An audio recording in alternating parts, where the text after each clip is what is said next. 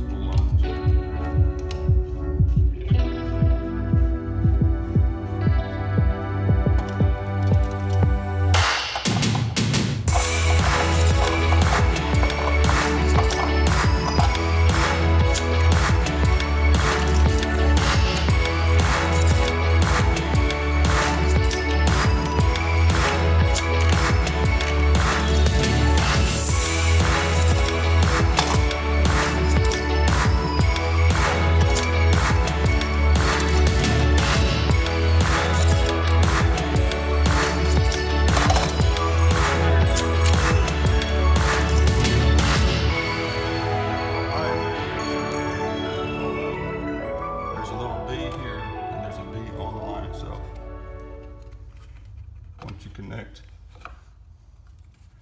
you put the clip onto the meter and clip in really tight. I'm going to take a magnet and hit that meter, and it should give us the 4 green lights.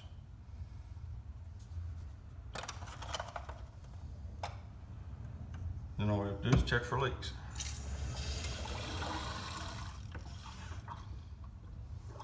T-valve drips a little bit, knock it down. That should be all we have to do.